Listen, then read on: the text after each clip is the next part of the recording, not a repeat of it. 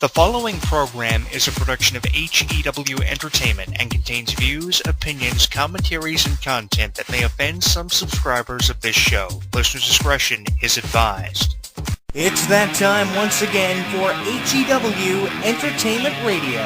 And that's all I got to say about that. Hosted by Jonathan Clarke. Gotta be the man! You gotta be the man! Whoa! Be sure to join us in the live chat room during the show. Hulkamania is running wild like it's never ran before. Call us on one of our request lines. If you live in the United States, call us at 1-641-985-7800, box number 3729288. If you're from Canada and would like to call us from 1-647-724-4194, box number 3729288. Long distance charges may apply in some areas. I've been the World Heavyweight Champion 10 times. Or you can always drop us a line at MySpace, myspace.com/HEW Entertainment. And you will rest in peace. Emailing us works for you too. Email us hewwrestling@hotmail.com. I am a wrestling god. JBL.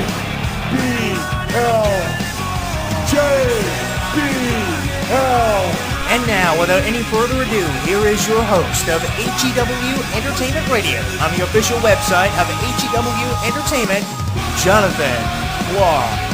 The champ is here!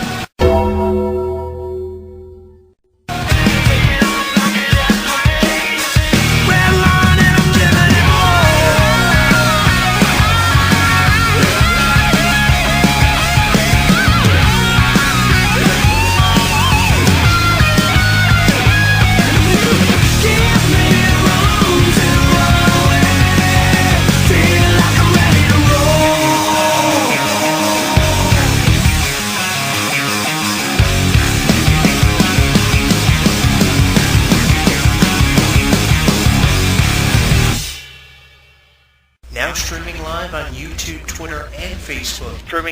YouTube, Twitter, and Facebook. HEW Entertainment Radio is inviting you to comment on our video blogs, join the conversation, and like us. So what are you waiting for? Log on and listen now.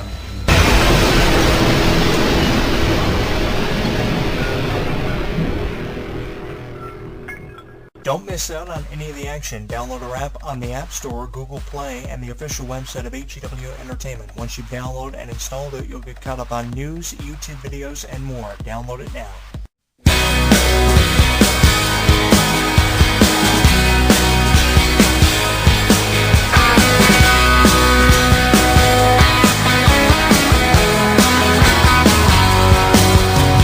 Broadway is dark tonight.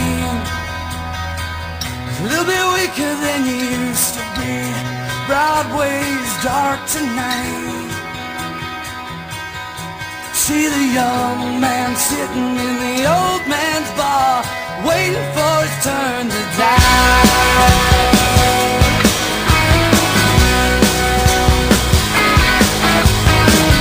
The cowboy kills the rock star, and Friday night's gone too far. Dim light hides the years on all the faded girls.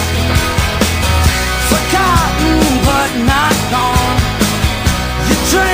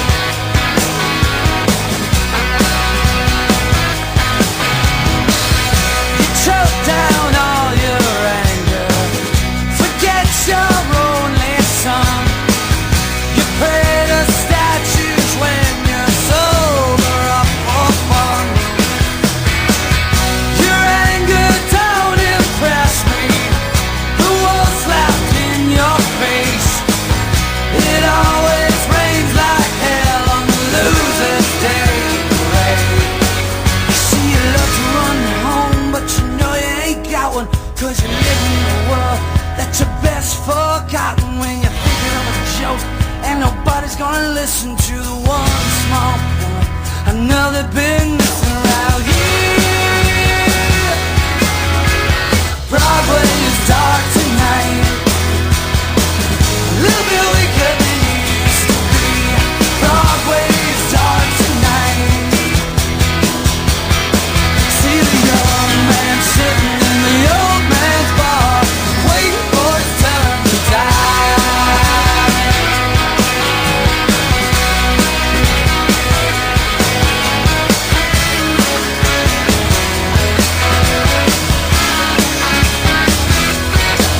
See the love to run home, but you know you ain't got one, 'cause you're living in a world that you best forgot. When you're thinking a joke and nobody's gonna listen to the one small point I know they've been missing around here.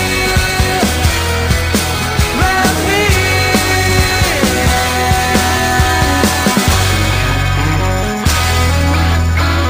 Broadway is dark tonight, a little bit weaker than you used to be. Broadway is dark tonight. See the young man sitting in the old man's bar, waiting for his turn to die.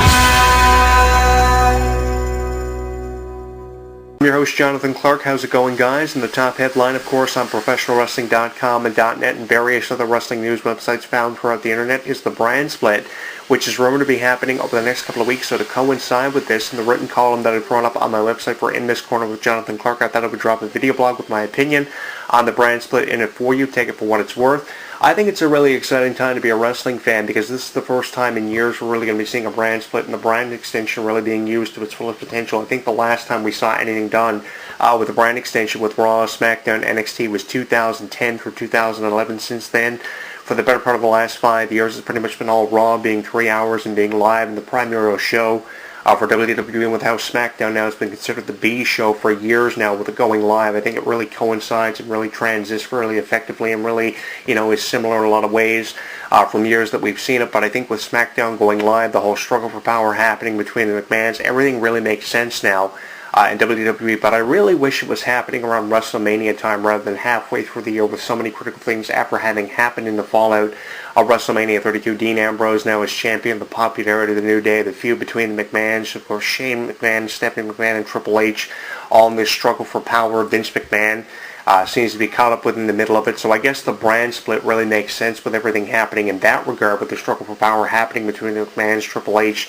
and with how Vince is, of course, in the middle of it all. But if I had to choose a time when it would happen and probably would be more significant, it would be around WrestleMania time, because draft lotteries have always had a tendency to happen when they have, of course, in the fallout of WrestleMania or within weeks before WrestleMania. So if I really had a choice to choose when it would be happening, it would probably be just after WrestleMania 33. So I really wish if they were thinking about splitting the brands, it would be happening not for a little while longer, at least until WrestleMania 33, not just happening because it needs to happen to create more storylines and feuds, which will be a key point to see here. What kind of rivalries will be created in the fallout of the brand split, what kind of storylines could be created, and just how much conversation will be happening about it on social media. Obviously, the champions will be exclusive to all the shows, so in the way of, say, Dean Ambrose or whoever the Intercontinental Champion or Tag Team Champions was in the New Day, we would see them exclusive on all the shows, which would create more innovative storylines for the champions to feud with more people than just being exclusive to the shows like it was back in the day. Of course, the Intercontinental and United States titles were respective to Raw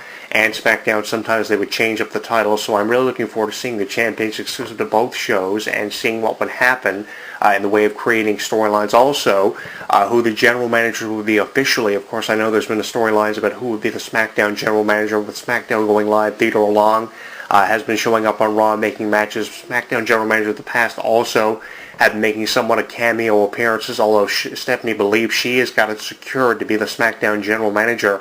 I think it could be anyone. It's really up in the air now who the SmackDown general manager could be. So with who the Raw and SmackDown GMs would be in the split, I think that's something that's keeping wrestling fans guessing and keeping wrestling fans tuning in, because we've known SmackDown's general manager position to really become a revolving door Over the years, we've seen Stephanie McMahon, Paul Heyman, Theodore Long. The SmackDown general manager position, who's going to forget Vicky Guerrero as well, has really been a revolving door for years.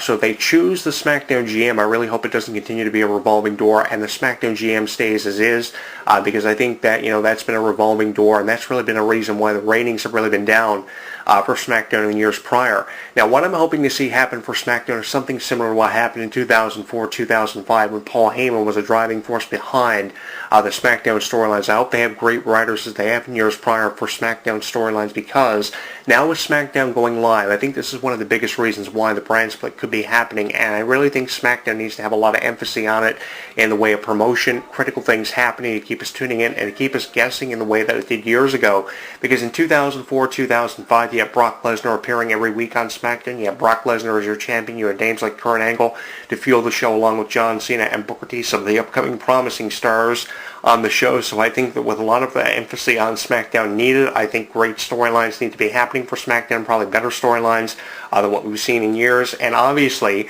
SmackDown is going to have a lot of creative things happening in the way of creative storylines and better things happening for it than what's been happening at least for the last 5 years, because what's really happened on SmackDown for the last 5 years, it's really been of interest to any wrestling fans, really nothing. It's really been where it's been happening really has been on Raw in the way of storylines. So I think that with SmackDown going live now, you need to have better storylines happening, and especially with how it's live and with how much money it costs to produce a live show, better storylines need to be happening.